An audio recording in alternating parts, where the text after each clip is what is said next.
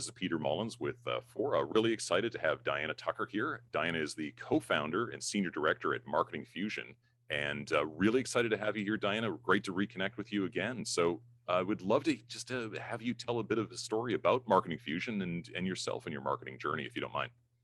Yeah, great to see you, Peter. It's been a while. It's nice to talk to you. Thank you for the opportunity. Yes. So Marketing Fusion, we're a content marketing agency, but we deal specifically with B2B businesses in the technology field. We've been around for 8 years. We started the business back in 2013, just the two of us, focused around producing great content, helping businesses tell great stories. So content is out there, there's a lot of it, but some of it is a little bit woolly, shall we say. So we're focused on helping people tell their stories so that they can have better relationships with their clients. It's a really simple thing to say, but it's a little bit more complicated to do. Right, that's right. Yeah, it's well, first off, congratulations on the growth to go from 2 folks now. I think you're up to 14, so that's terrific to see. So we were both together at Micro Focus, and I remember that there was up on the wall, there were these glass walls, and they had quotes that were on them. And I'm going to butcher the quote, but the quote was something to the effect of, it was it was something like I would have written a shorter letter, but I ran out of time. And the idea was that you want concision, you want to be able to, you can tell a better story when you know it better and are able to distill it down to something meaningful. So yeah. I'm curious, when you're talking to your clients and trying to discover that core story, how do you start? How do you start to discover what that is? The initial piece is always a little bit painful for clients. And if we know the story already, we know the clients, we know what they're in the market to achieve, we still ask them to treat us as if we know nothing. Tell us your story. Tell us how you talk to somebody about what your business does. Use your own words. Don't give us your boilerplate. Tell me how you tell your grandmother what right. you do and what your company does and what you spend your day doing, and getting people to express what it is they're doing as a business or what they're trying to do in words that anybody could understand is often where the nuggets of the story come from. If people start going down the route of, well, our product does this, our product does that, we have to pull them back from the features and benefits. It's like, well, what does that mean to me as your client? How does that affect my life? And one of the keys to great storytelling is that emotive connection. So a big part of our discovery process is uncovering those emotive notes that we can turn into something. Right. And I know from talking to many founders that they get very emotional about their solution. Like they're passionate that they are going to change the world in some way. So is it difficult to get to that nugget, or do you find like, do you need to go to the founder in order to be able to get that message? Because sometimes, when you get down into middle management, it does get lost, doesn't it? It does come down to features on a box. It does. And I think you've hit the nail on the head there, that depending on the role and depending on somebody's, strategic focus for a business, you can get drawn into the features and benefits easily. But we find if you go further up into the organization and you uncover the people who actually have the vision, and that's not always, it's not always the CEO or the founder. Right. It can actually be someone who's in the technology field and is actually helping drive that vision for a product or solution. They're the ones that have that emotive connection, and they know what the future looks like, or they know where the stories or the pain points are from customers, clients. Right. And how do you pull clients into that? So how do you mine the clients to see what will resonate? Do you go to them with something that's already preformed, or are they part of that discovery process too? Part of the discovery process. So one of the things we'll do, and we've done this for a client recently, is we've held because of the circumstances, we're not going into client offices at the moment. So everything is done by Zoom or Yeah. Teams, but we're holding individual workshops. And when I say individual, it's not with one person, it's for departments. So rather than saying, okay, we're going to take the head of X department, Y department, you know, technology and marketing and engineering or product marketing, we're actually taking the department itself and having conversations. Right. And that's where it's much easier to then drill into the different stories that they have about use cases or how they see a particular theme from their industry or their part of the sector, and how, you know, how they can make a difference, or how their, you know, how their individual I guess contribution is making that difference. Right. Because when people feel connected, Mm-hmm. you can pull more out of them. Right. So that connectivity is something that I've been doing recently, where we're revamping some of our messaging, and I want to make sure that people do feel like they're owning part of it. So is it workshops that you do where you're testing things, or do you have like a standard questionnaire where you're coming in and you're mining people for their stories and those nuggets? We have a standard questionnaire. It's a discovery, we just call it a discovery questionnaire. Yeah. But what we tend to do is, before we go into any of these sessions, is we'll research the people we're talking to, if they're active on LinkedIn, what they're talking about. We'll also use our basic discovery process as an introduction, and we'll add questions to it. But as you know from doing these interviews, Yeah. you find that there's something that comes up in the conversations that you think, okay, that's a really good line. Right. And before you know it, your questions are completely redundant because you've gone down a path that delivers a lot more interesting topics or information that you can pull on. So it's really important for us in those sessions to, I would never do one of those alone. I would always have a couple of colleagues with me, because people hear different things, you know, from the different members of the team. Right. Right. Yeah, you're right. Because I mean, sometimes it is just like when you talk about emotive, you because that logical brain is kicking in, it often seems like the emotive will come out at an odd angle, and Yeah. the logical is covering it up almost. So you need to be able to listen for those threads to be able to pull on. Yeah, that's so true. And I think also we've got to balance that emotive with making sure that we're telling the right company story or product story, but without too much of that feature benefit. It's all got to tie in together. Right. And the checks and balances that we need to put in are making sure we have the testimonials or the customer, you know, their end customer detail in there as well. That plays a huge part in, you know, you'll hear us talk about, so where's the evidence? And we're not saying, give us the, you know, we want everything in numbers. It's what's the customer story?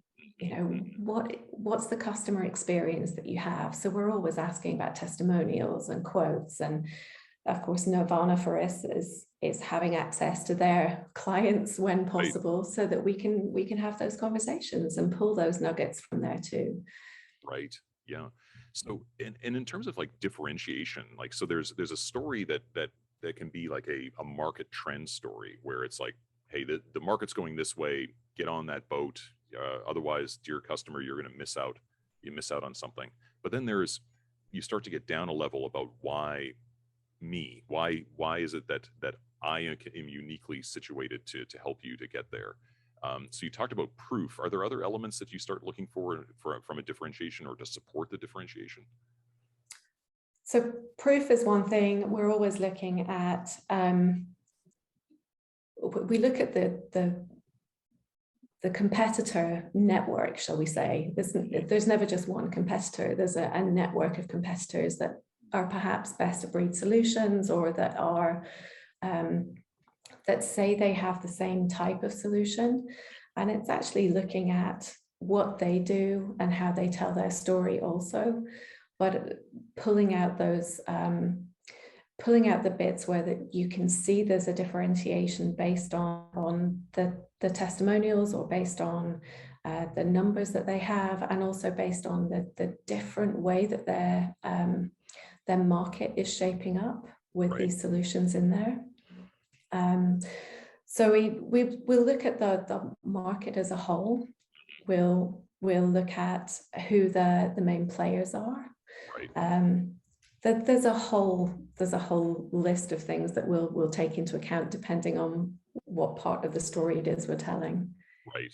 Okay. Now, I feel like a lot of what we've been speaking about it from a storytelling perspective is written word, or maybe it could be video testimonials, but essentially it's words. How do you play a role in terms of like visual storytelling as well? So like I don't mean necessarily just like videos, but I mean brand, color, font, like things as low down as that, but Yeah. grouping them together into a big bucket that is visual storytelling. Yes, we do. It's a really important part of the story. We've done quite a lot of work on the branding side ourselves recently, and it's something that is becoming more and more important. We're seeing a lot of trends in content that people are looking for those small, digestible visual nuggets of information. Right. And I think the visual storytelling, the imagery that you select, the illustration style, the font is a really important component in there too. I think that's one of the areas that I'm not the expert in. I have a team who do that, visual side. Right. But it's such a fascinating area, and tying it all into the story that you're telling, that's where the genius happens between the copywriters and the designers. Yeah. Do you generally pair those two together? So when you do a messaging overhaul, do you do that? Do you do a visual overhaul at the same time? Is that recommended, or do you see them often disconnected? It is often disconnected. We do it simultaneously. I think it works best when you look at okay, so what's your vision? What's your elevator pitch? Are we looking at the right areas for the business? Yeah. Do your colors, do your fonts now match the story that you want to tell? You can do them independently, but we, as Marketing Fusion, we have decided that that's not the right approach for us as a business, and it's been a learning process over the years that we've been in business to make sure that we do it in the right way for ourselves. Right. That's great. So now, one of the things that I find interesting when you do a messaging refresh is, like, for instance, for us at my company, what I've seen is we did one several years ago, and then things start to get diffused as there's a sales presentation that has a slightly different message. There's the marketing team is doing this, and customer support is doing that.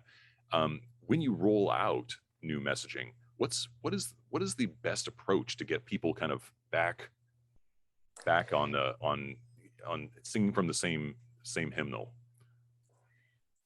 It's interesting. We've worked with different companies who've had a different way of delivering the messaging. So with one particular client, they opted for having everybody in their individual groups, so individual teams, learn the new elevator pitch. Right. And it was made part of their sort of, okay, we're having a team meeting today, we're going to have so-and-so deliver the elevator pitch. Made part of a fun thing, and it was the interpretation of a written piece, but the way somebody then chooses to deliver it. And if you make it part of the culture that we're all part of this, it's much easier. I think there's another company that we've worked with where they had the company values and the elevator pitch and boilerplate as a standard piece on everybody's desk as a welcome note. Oh, wow. Yeah. And it's something that is the background on another company's laptops. So as a rollout thing. Oh, that's great. So it's part of a reminder, but everybody has a different approach. And I love hearing the different stories as people roll out new messaging. Right. Here, just with our team, we've worked really hard over the past year. We're in a growth phase to make sure that everybody has delivered the elevator pitch the way that they would want to. Right. And it's been part of we have a town hall on a monthly basis, and every month there is someone else from the team delivering the elevator pitch. That's terrific. Right. Yeah.